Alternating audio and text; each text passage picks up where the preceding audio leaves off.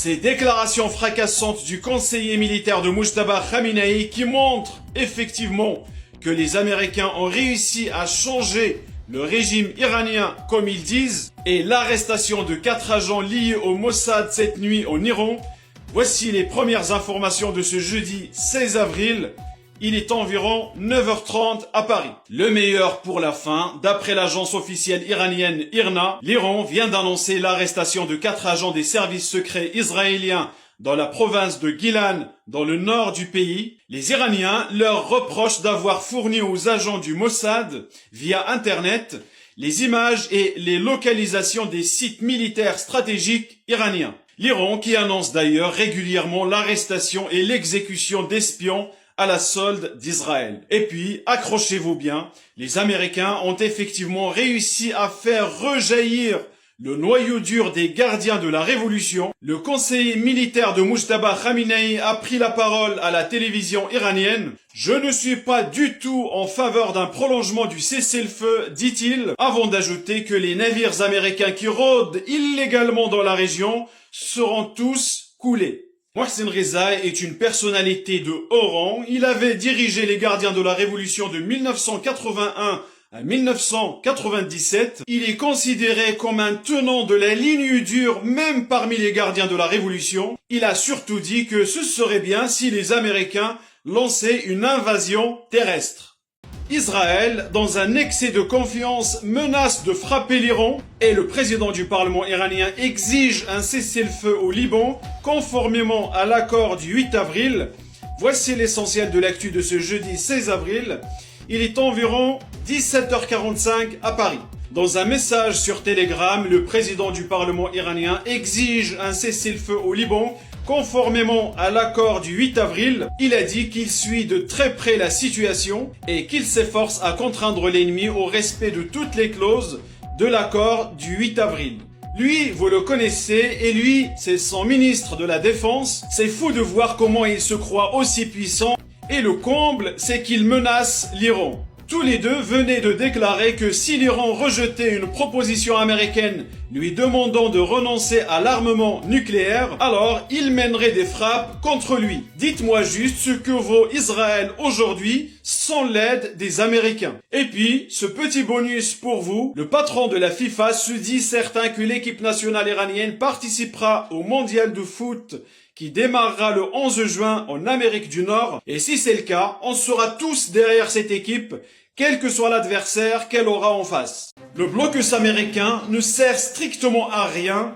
Les navires en provenance et à destination des ports iraniens circulent de façon tout à fait normale. Et pour répondre à l'exigence des Iraniens, un cessez-le-feu vient d'être imposé au Liban contre la volonté d'Israël.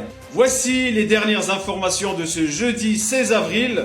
Il est environ 20h45 à Paris. L'armée américaine affirme qu'elle maintient toujours le blocus sur les ports iraniens. Elle dit avoir forcé 14 navires à faire demi-tour. Mais les Américains ne communiquent jamais sur les nationalités de ces navires. Or, de nombreux navires entrent et sortent de cette zone en toute liberté. À titre d'exemple, 2 grands pétroliers de type VLCC l'ont encore fait aujourd'hui. Il s'agit notamment du RHN et de l'Alicia qui ont franchi le détroit d'Ormuz en direction des ports iraniens. 2 autres navires ont été détectés aujourd'hui près du port de Bandar Abbas. Il s'agit du porte-conteneur Zainar 2 et du cargo de marchandises Neshat. Et enfin, sous l'impulsion et la pression iranienne, un cessez-le-feu de 10 jours vient d'être décrété entre Israël et le Liban. Un cessez-le-feu qui doit être vérifié sur le terrain, car le gouvernement israélien est coutumier du fait qu'il ne respecte jamais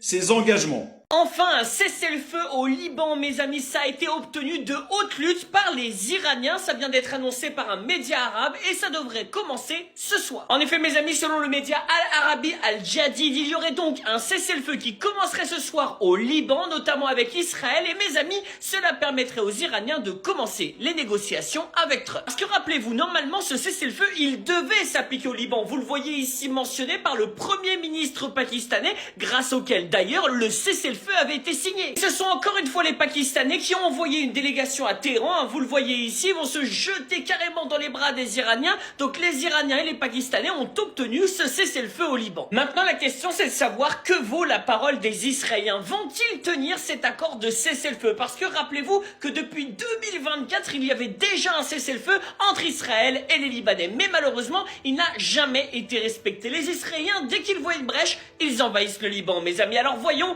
si ça tient. L'Iran qui espionne les USA avec un satellite chinois. Eh ouais, c'est le Financial Times qui nous a lâché cette bombe hier. Ils nous disent, je cite, que l'Iran opère secrètement un satellite espion de fabrication chinoise. Et ça depuis fin 2024. Alors tu pensais qu'en fait le renseignement militaire contrôlait tout le Moyen-Orient? Eh ben faux, parce que Téhéran en fait les observe et ça en 4K et c'est les Chinois qui fournissent la caméra. Alors ce satellite en fait aurait été obtenu par l'intermédiaire de la force aérospatiale du CGRI et en fait qui a radicalement amélioré le ciblage des bases américaines. Et c'est pour ça qu'ils étaient aussi précis. En fait, c'était clairement une surveillance constante, précise et indétectable. Et pendant que lui et J.D. Vance jouaient au cow-boy à Islamabad, t'avais Téhéran qui était en train d'affiner leurs coordonnées. Et le pire, c'est que les USA ne se sont même pas rendus compte. Ils se sont fait espionner par leur propre ennemi juré avec le matos de leur rival économique. C'est clairement du génie. Cette capacité a offert un coup de pouce crucial à Téhéran lors des récentes opérations de ce conflit. Et ça veut dire qu'une chose, c'est que la coordination militaire entre la Chine et l'Iran est bien plus profonde que Washington veut bien nous l'avouer. Pékin ne fait pas que passer ses pétroliers. Ils fournissent du renseignement de pointe pour contrecarrer l'influence américaine. L'axe Pékin-Téhéran est clairement une réalité militaire et c'est une menace directe pour l'hégémonie américaine. La Corée du Nord vient de franchir un cap nucléaire très dangereux et personne ne peut vraiment dire à quel point. Ce mercredi, l'Agence internationale de l'énergie atomique a tiré la sonnette d'alarme. La Corée du Nord accélérerait massivement son programme nucléaire. Nouvelles installations d'enrichissement d'uranium sur le site de Yongbyon, réacteurs en pleine activité, etc., etc. Le pays produirait assez de matière pour construire 10 à 20 bombes nucléaires chaque année. Alors comme ça ne veut pas dire grand-chose, mais on va se donner une petite échelle de grandeur. La Corée du Nord posséderait aujourd'hui environ 50 ogives nucléaires. C'est peu, voire rien du tout, comparé aux 6000 de la Russie ou aux 5500 des États-Unis, mais c'est comparable à des pays comme l'Inde, le Pakistan ou Israël, et surtout, on l'a vu, la production augmente très vite. Le plus gros problème dans cette histoire, c'est qu'on parle de la Corée du Nord, l'état le plus opaque du monde. C'est donc très difficile de se faire une idée précise de leur force de frappe réelle. L'ONU n'a plus d'inspecteurs sur place depuis 2009, puisque Pyongyang les a expulsés. Toutes les informations qu'on connaît viennent donc d'images satellites, de fuites et d'estimations. Et clairement, Kim Jong-un ne compte pas s'arrêter là. En mars dernier, après avoir regardé ce qui s'est passé en Iran, sa conclusion, il l'a livrée publiquement, c'est que la situation actuelle prouve clairement que l'Iran avait raison de ne jamais se désarmer. Pour lui, le nucléaire, ce n'est plus une ambition, c'est une police d'assurance désormais indispensable. Et pendant ce temps, l'idée d'un grand désarmement nucléaire à l'échelle mondiale est progressivement en train de mourir. La Corée du Nord n'est pas seule dans ce mouvement. En février 2026, le traité New START, le dernier grand accord limitant les arsenaux américains et russes, a expiré sans successeur. La Chine vise 1000 ogives d'ici 2030 et début mars, la France a officiellement annoncé l'augmentation de son arsenal nucléaire sans même communiquer les nouveaux chiffres. Donc oui, la Corée du Nord est très inquiétante, mais elle est surtout le symbole d'un monde qui a complètement abandonné le concept de désarmement. La Corée du Nord augmente son arsenal nucléaire pour éviter toute invasion américaine. C'est une haute autorité internationale qui l'a annoncé et la Corée du Nord a tout à fait raison. En effet, mes amis, l'AEIA, qui est la haute autorité sur le nucléaire dans le monde, nous dit donc qu'il y a une augmentation significative de la capacité de production de matériel nucléaire, mes amis. Et j'ai envie de vous dire, la Corée du Nord a raison. En fait, plus précisément, l'AEIA nous dit qu'il y a une augmentation de l'activité près du réacteur nucléaire de Yongbyon, mes amis. Et en plus de ça, la Corée du Nord aurait créé une nouvelle usine. Une usine d'un type particulier puisqu'il s'agirait d'une usine d'enrichissement d'uranium, une nouvelle usine donc créée par les Coréens et les Coréens ont absolument raison. Il faut qu'ils produisent des armes nucléaires s'ils veulent survivre. Ils ont raison. Parce que si Saddam Hussein avait eu l'arme nucléaire, eh bien Saddam Hussein serait encore là aujourd'hui. Il n'aurait pas été envahi par les Américains, il n'aurait pas été manipulé pendant la guerre Iran-Irak et donc aujourd'hui Saddam serait parmi nous. Et si Kadhafi, lui aussi, avait eu l'arme nucléaire, eh bien il serait aussi parmi nous. L'arme nucléaire, c'est un moyen de se défendre et non pas d'attaquer. 26 pays sur 27 vont suspendre tout accord commercial avec Israël temporairement. Et voici la liste des pays qui soutiennent la suspension partielle de l'accord commercial avec Israël. Bon, je vais pas tous les faire, mais on peut voir qu'il y a la Belgique, on peut voir qu'il y a l'Allemagne, on peut voir qu'il y a la France qui est juste là. Elle est où la France? Elle est là. On peut voir également qu'il y a le Portugal et bien évidemment qu'il y a l'Espagne. L'Espagne, elle est toujours là. Voilà, donc vous avez vu la liste des 26 pays. Si la suspension passe, ça sera du jamais vu. Les sources, c'est la Commission européenne. Donc il n'y a pas meilleure source. Israël perd l'accès préférentiel à son plus grand partenaire commercial qui représente 32% de ses exportations. Bah oui, là les pays européens ils commencent à en avoir marre avec le conflit avec l'Iran et le détroit d'Ormuz. Après Israël, c'est bon, on l'écoute plus. Et tous les génaux qu'il a fait, surtout en ce moment, c'est avec le Liban, faut pas oublier le Liban, et soutien à tous les Libanais qui sont en train de vivre la même misère. Je parle des citoyens, du peuple. Ils sont en train de vivre la même misère que les Palestiniens et les gens de Gaza. Tout ce qu'ils ont vécu, le Liban est en train de passer à la même chose, à la même souffrance. Alors là, c'est du jamais vu. Donald Trump, qui considérait Mélanie comme sa meilleure alliée en Europe, sa sœur idéologique, la preuve que la droite populiste avait gagné, vient de la poignarder publiquement dans le dos. Ces mots exacts, je suis choqué par elle, je pensais qu'elle avait du courage, je me suis trompé. Attendez, il faut comprendre ce qui vient de se passer. Tout a commencé quand Mélanie a défendu le pape contre les attaques de Trump. Elle a osé dire non. Et Donald Trump, qui ne supporte pas qu'on lui résiste, a tout lâché d'un coup. Il l'accuse maintenant de ne pas vouloir aider l'OTAN, de ne pas vouloir bloquer le pétrole iranien. Il dit même, l'Iran pulvériserait l'Italie en 2 minutes. Sous-entendu, c'est ta faute si tu te retrouves seul. C'est du chantage à ciel ouvert, contre une alliée, devant la presse mondiale. Et là, quelque chose d'inédit s'est produit en Italie. La gauche italienne, l'opposition acharnée de Mélanie depuis des années, a pris sa défense publiquement. Mot pour mot, nous ne permettrons pas d'attaque contre notre gouvernement et notre pays. Donald Trump a réussi à unir la droite et la gauche italienne contre lui. La question maintenant est assez simple. Si même ses alliés les plus fidèles deviennent ses ennemis, que lui reste-t-il en Europe? L'Iran refuse de négocier avec les Américains, mes amis. La délégation iranienne ne serait même pas arrivée à Islamabad. Et pour cause, Israël continue à frapper le Liban. Et là, on comprend vraiment pas les Américains. Ils ont supplié les Iraniens pour qu'ils signent un cessez-le-feu, pour qu'ils rouvrent le détroit d'Ormuz. Tout cela est fait. Mais comme le dit monsieur Ghalibaf, le président de l'Assemblée iranienne, le Liban est toujours sous les frappes israéliennes. Et donc, il est impossible de négocier actuellement. On dirait même que la délégation iranienne ne serait toujours pas arrivée à Islamabad, la capitale du Pakistan, pour négocier avec les Américains. Et que peut-être elle ne s'y rendra pas. De leur côté, les États-Unis ont déjà mis dans Air Force 2 le vice-président américain J.D. Vance, avec également le gendre de Donald Trump, Jared Kushner et Steve Witkoff. Et mes amis, les Américains ont intérêt à faire très attention, surtout les membres du Parti républicain. Parce que sachez qu'aujourd'hui est sorti un sondage disant que 60% des Américains ont une vision défavorable d'Israël. Ils sont plutôt hostiles à Israël. C'est 20 points de plus qu'en 2022. C'était que 40% en 2022. Ça veut donc dire qu'aujourd'hui, même des gens de droite aux États-Unis détestent Israël. Si Donald Trump ne comprend pas que Israël est une monture qu'il faut savoir maîtriser, eh bien il risque de passer à côté des négociations avec l'Iran. Soit les États-Unis calment Tel Aviv, soit l'Iran se casse de ces négociations. L'Iran est en train de mettre une fessée à Israël et les États-Unis. Donc c'est les news du 16 avril. Je vais vous expliquer pourquoi et mon point de vue encore une fois. Et oui, car je ne suis pas journaliste, je suis quelqu'un qui donne son opinion. Maintenant, vous êtes content avec, tant mieux, vous n'êtes pas content avec, j'en ai rien à branler. Alors, les dernières news, les amis. Donc, pour l'instant, il se passe pas grand-chose, on est en cessez-le-feu, mais on se rapproche de plus en plus vers un accord de paix qui est, pour moi, dépendant des négociations qu'il va y avoir entre le Liban et Israël, de ce qui se passe en ce moment. Des négociations sont en cours pour apaiser la situation entre les deux pays. Je pense que si la situation s'apaise, on ira vers un accord entre l'Iran et les États-Unis, parce que le Liban fait partie du deal. Et comme je vous disais, c'est une énorme masterclass de l'Iran depuis le départ et ce qui se passe en ce moment l'est encore plus. Je vous expliquais il y a très peu de temps que le blocage américain est complètement inutile parce que l'Iran a pris le contrôle total du détroit d'Ormuz et de l'économie mondiale. Depuis le début, les États-Unis se sont ramenés pour faire une guerre militaire pendant que les Iraniens avaient prévu depuis des décennies de créer une guerre économique pour justement se confronter aux États-Unis en direct. Ils savaient que militairement, ils auraient du mal à tenir, mais économiquement, ils ont détruit tous les alliés des États-Unis et d'Israël. Pourquoi je vous dis que c'est une masterclass? Parce qu'aujourd'hui, une fois que les États-Unis vont partir, le monde ne sera plus jamais comme avant. On a compris que le détroit d'Ormuz, il était sous contrôle iranien total. Il y en a qui jugeront ça complètement illégal, qui disent que le détroit d'Ormuz, il appartient à tout le monde, que les eaux internationales n'appartiennent pas à un pays. Mais on a vu aujourd'hui que la moindre emmerde sur l'Iran bloquait 25% du pétrole mondial. Donc on peut dire aujourd'hui que quoi qu'il arrive, au moment où les États-Unis repartiront, tout le monde aura dans le coin de la tête que l'Iran possède en gros le droit de bloquer un détroit qui exporte 25% du pétrole mondial. Donc ce n'est plus du tout la même chose.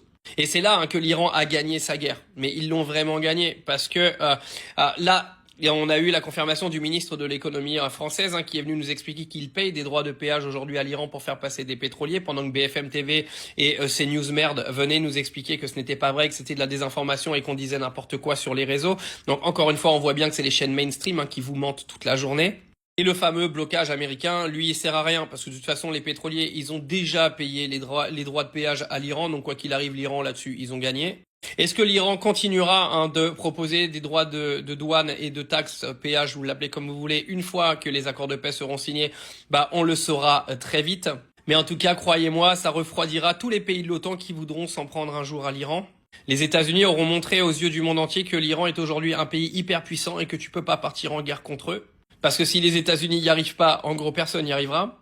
L'autre masterclass dans cette guerre de l'Iran, c'est le fait d'avoir isolé les États-Unis du monde entier. Leurs seuls amis qui restent, c'est Israël. Et Israël s'est complètement fait isoler également. Et il y a énormément de pays en Europe aujourd'hui qui vont supprimer leurs accords de défense et leurs accords économiques avec Israël. Il faut savoir qu'il y aurait possiblement 26 pays européens sur 27 qui vont arrêter leurs accords économiques avec Israël. Donc là, c'est un énorme coup de la gueule de Netanyahou et de son pays terroriste. Son gouvernement terroriste, pardon. Faut faire attention aux mots qu'on emploie. Donc quand Trump viendra t'expliquer qu'il a gagné la guerre, les gars, vous êtes plus dupes. Je pense que tout le monde a compris que l'Iran a gagné et que le monde va perdre quoi qu'il arrive parce que tout va augmenter dans nos vies, que ce soit le pétrole, le prix de la bouffe, etc. Même à l'après-guerre, les gars, vous n'êtes pas prêts des augmentations qu'on va avoir et de la baisse de pouvoir d'achat qu'on va avoir. Donc on peut dire que l'Iran a clairement gagné cette guerre haut la main. Merci Donald Trump d'avoir niqué nos vies encore plus qu'elles le sont aujourd'hui. Alors on sait que le peuple hongrois vient de vivre quelque chose d'absolument historique puisque Orban, 15 ans au pouvoir, l'homme le plus détesté de Bruxelles, vient de tomber. Magyar a remporté 138 sièges sur 199, une majorité des 2/3. Le raz-de-marée démocratique qu'on voit une fois par génération. Et là, l'Union européenne vient de prendre la parole pour réagir à cette victoire. Écoutez bien ce qu'elle dit.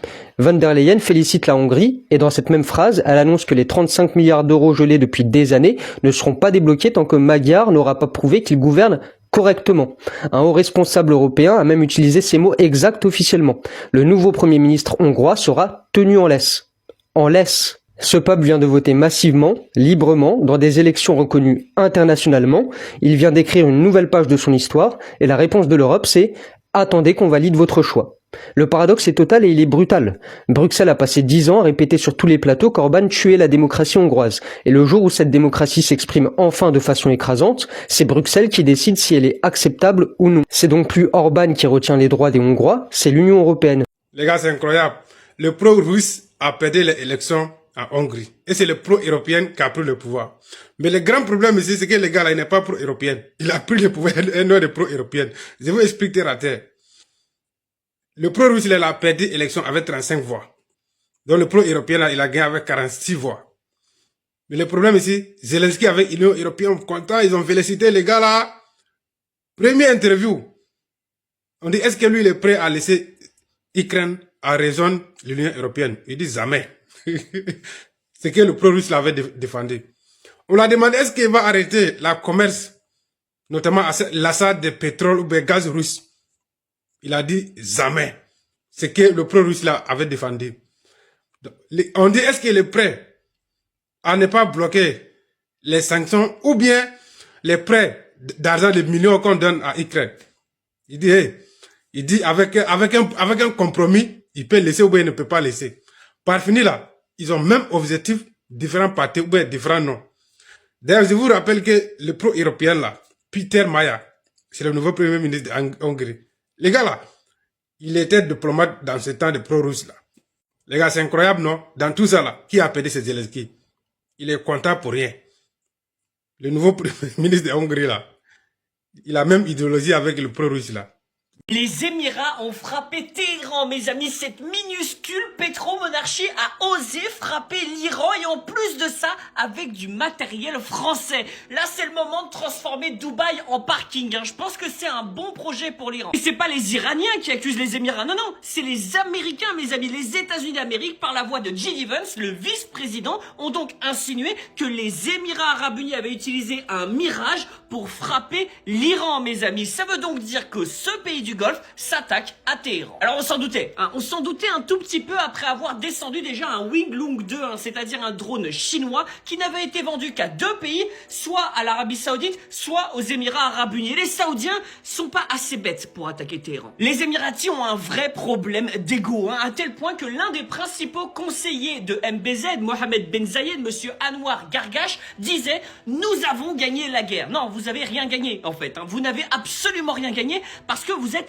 personne. Ou plutôt, vous êtes les représentants, j'ai même envie de dire les mandataires de Benyamin Netanyahou. D'ailleurs, votre ministre des Affaires étrangères n'est-il pas allé le rencontrer directement à Tel Aviv? Eh ben si, vous êtes les mandataires de l'État israélien. Donc très certainement que le grand projet pour les Émirats Arabes Unis du côté de l'Iran, ce sera de transformer Dubaï en grand parking, mes amis. Et en même temps, c'est pas plus mal. Il y a toujours eu des difficultés de stationnement dans le centre de Dubaï. Comme quoi, on peut joindre l'utile à l'agréable. Qu'est-ce qui se passe en Haïti? Mes frères d'Haïti en ce moment dénoncent qu'il y a l'armée américaine du côté, vous savez très bien, de l'aéroport Toussaint Louverture, qui est devenu une base maintenant américaine. C'est incroyable. Qu'est-ce qui est en train de se passer? On sait très bien qu'il y a de cela quelques heures, Donald Trump, l'administration de Donald Trump a évoqué.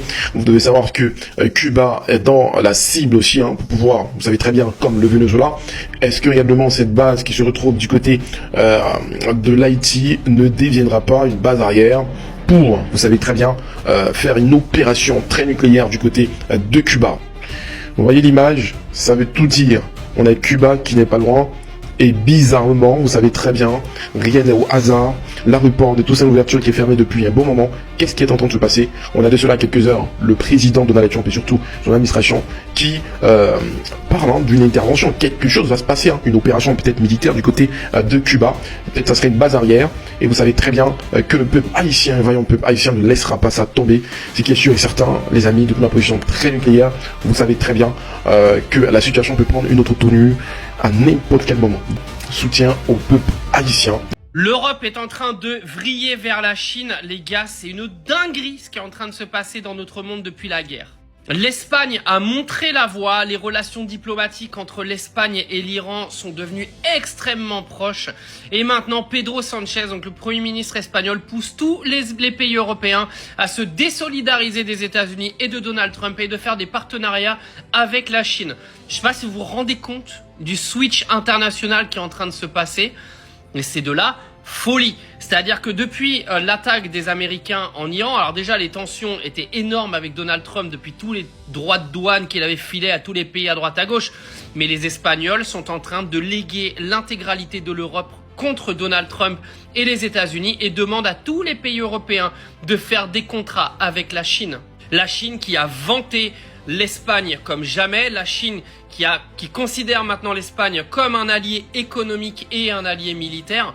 Je sais pas si vous vous rendez compte de la dinguerie qui est en train de se passer, mais en gros, une partie de l'OTAN est en train de s'allier avec la Chine et de se désolidariser des Américains. Voilà ce qu'a réussi à faire Donald Trump avec cette guerre en Iran, et c'est une énorme victoire de l'Iran à ce niveau-là, une énorme victoire de la Chine, et on n'en parle pas assez, mais une énorme victoire russe, car une énorme partie des sanctions économiques qui avaient été mises contre la Russie ont d'ores et déjà été levées.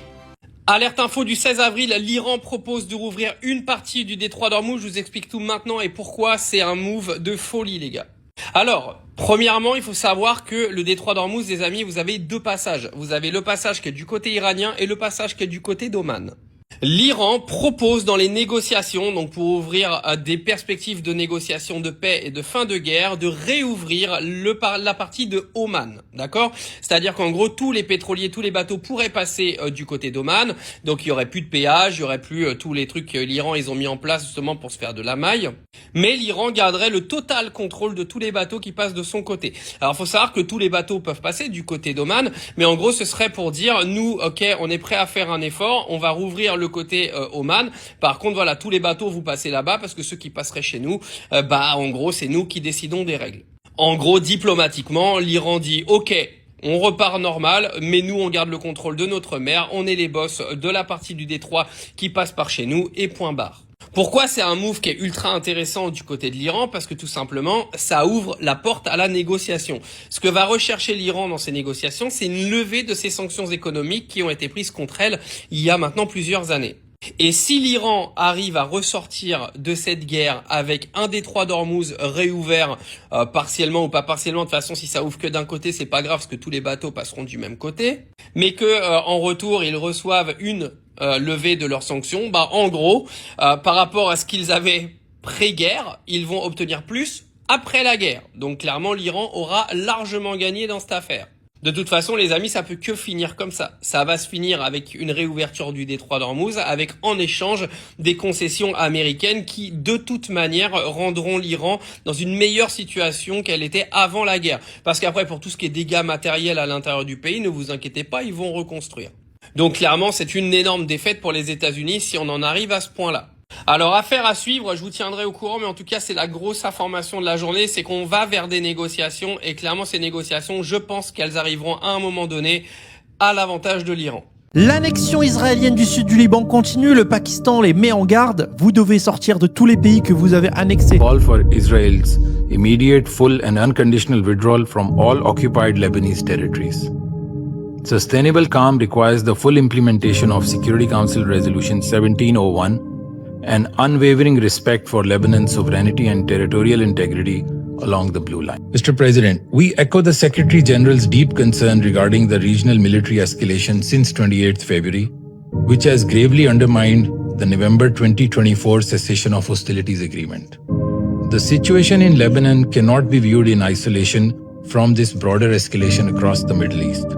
Heightened confrontation and unjustified attacks on several brotherly countries, which Pakistan has condemned, have gravely aggravated regional security and stability. Dialogue and diplomacy must prevail over confrontation. Les pays que vous occupez, vous devez dégager immédiatement d'absolument tous les pays par lesquels vous êtes passé et par lesquels vous avez semé le chaos. Selon le Pakistan, l'ordre mondial est déstabilisé à cause d'Israël, uniquement à cause de cette entité israélienne. Ce que Donald Trump, justement, il est à fond dedans, quoi. Donald Trump, il est le subordonné d'Israël. Il est le grand frère, selon lui, mais en vérité, c'est le petit frère, puisque la puissance et la taille du pays ne fait rien, hein. Lui, avec cet agent qui a été envoyé, là, Epstein, là, il a été envoyé pour, justement, faire chanter Donald Trump. Moi, je pense que c'est ce qui est en train de se passer, parce qu'on peut pas avoir une puissance états-unienne qui était pérenne et qui n'avait pas besoin de ce conflit-là en réalité, mais elle a trouvé ces avantages-là par le biais des pétroliers vides qui sont en train d'arriver aux États-Unis pour être acheminés ensuite vers l'Europe. Voilà, donc le Liban est en train de se faire annexer. Le Liban va condamner cet acte-là et le Pakistan va se mouiller pour le Liban. C'est obligatoire en fait. C'est obligatoire puisqu'ils sont en train de se faire massacrer sans aucune raison. La lutte contre le terrorisme ne devrait surtout pas mener à ce genre de débâcle-là, ce genre de débouché-là qui mène à des civils déportés. Ça rappelle un certain régime. Je peux pas vous dire d'ailleurs, n'hésitez pas à vous abonner et liker la vidéo puisque ma chaîne précédente s'est fait shadowban éjecté de l'algo. Voilà, je peux pas en dire plus, sinon TikTok va savoir de quoi je parle et ils vont me censurer cette vidéo. Donc voilà, c'est pour vous dire que ce qui est en train de se passer au Liban va prendre une ampleur sans précédent et moi je serai là pour vous cartographier tout ça.